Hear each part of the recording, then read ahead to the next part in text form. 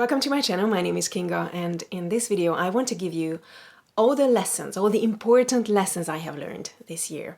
It's a great way for me to reflect back on 2023, and hopefully it gives you some tools, shows new possibilities for life, and inspires you on your journey of becoming a better version of yourself. I remember that I learned a lot about the heart this year, how it's not just an organ or a muscle, but a powerful source of intelligence. And it actually sends more information to the brain than the brain does to the heart.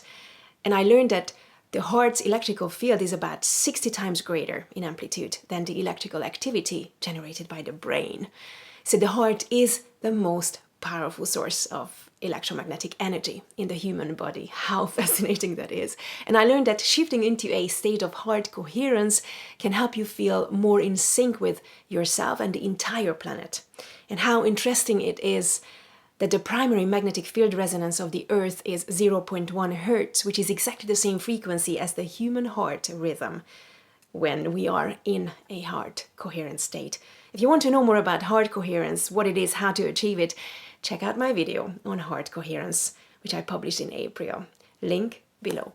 One of the scientists I listen to a lot, who also points out the importance of being in the state of heart coherence, is of course Dr. Joe Dispenza.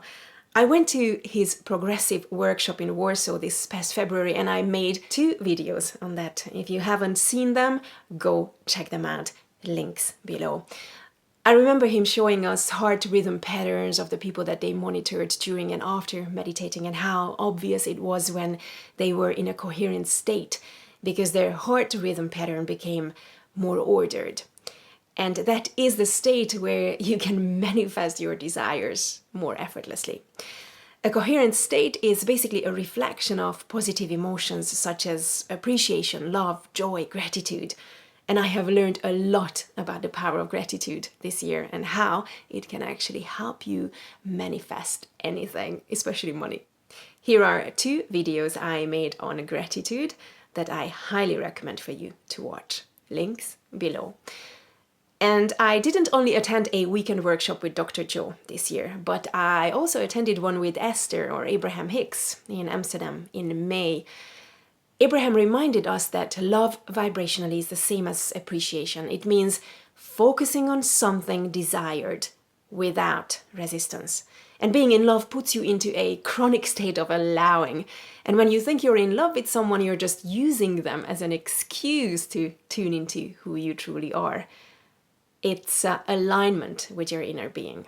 Love is basically the indication of being in alignment with source energy. And being in alignment comes with the total absence of resistance. Now, I believe that Dr. Joe's heart coherence state and Abraham's alignment are all at the same state, one approaching it scientifically and the other energetically.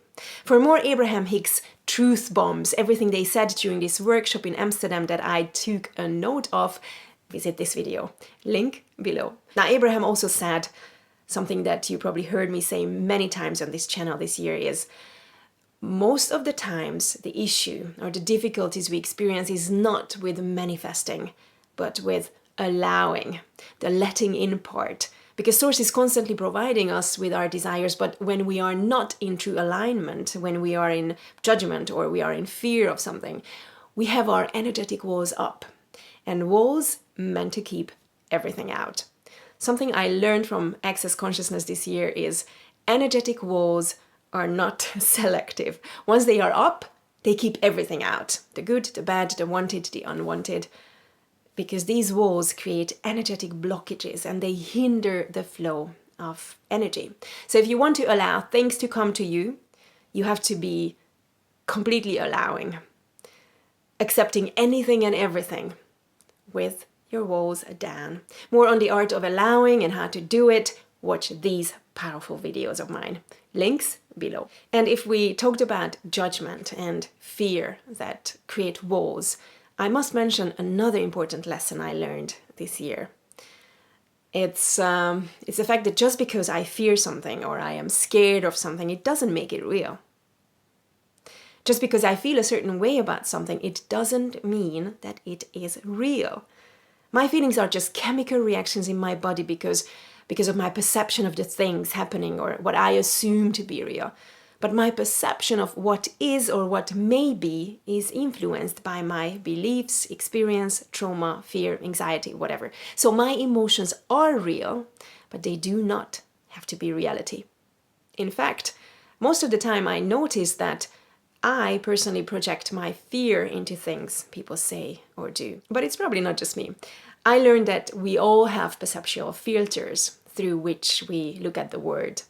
And these filters are shaped by our beliefs, values, experiences, trauma, and they can cause us to see the world in a way that aligns with our feelings but may not reflect the actual reality. Recognizing that our feelings are not a direct reflection of an objective reality is essential for making rational decisions, managing stress, and maintaining healthy relationships.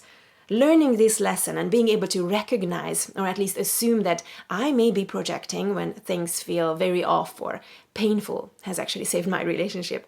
And this is an important lesson for everyone, I believe. So I made a whole video on this topic. Highly recommended. Link below. And a video where I give you 6 tools to change your relationship, including your feelings are not reality, is this video. I collected the most important lessons in this video when it comes to relationship conflicts that I personally learned the hard way. And in this video, I also tell you how you can never truly know what they mean, why they did or said what they did or said, unless you ask them and they are 100% honest with you. We all come from different childhoods, backgrounds, experience, different trauma, parents, culture. We cannot possibly think with the other person's head. So we should stop trying and projecting our point of view, fear, trauma into their actions and behavior. And nothing that other people do is because of you. Everyone lives in their own head. You can't even comprehend what their thoughts are, what they have been through, how they see the world. So nothing is personal. Big lesson. People do and say things based on their experience, knowledge, and situational awareness. It has nothing to do with me. It's about them, even when they seem to judge me. It's their own perception of me and their own beliefs and opinions and trauma and experience projected into my behavior and the person I am. They are not me, so they will never truly know me or understand me. Most of the time when people say something hurtful, it only tells you that they are hurt right now. And knowing all that can help you look at things differently. It can help you just not become so emotionally reactive, because you can sort of separate your emotions from what reality may be. One of the 6 lessons, or one of the important steps that I talk about in this video, was the importance of healing your inner child, because no one is going to heal it for you, and it's going to show up in your relationships. And I have created a beautiful video on this topic where I give you 5 simple steps that I learned and taken myself to heal my inner child. Link below. Finding ways of healing my inner child was huge for me this year. I have also created a powerful meditation to support this process, and you can find it in my web shop. Link below. Now, when it comes to relationships, I know I have evolved a lot this year, and I got a new insight about what the main purpose of relationships may be.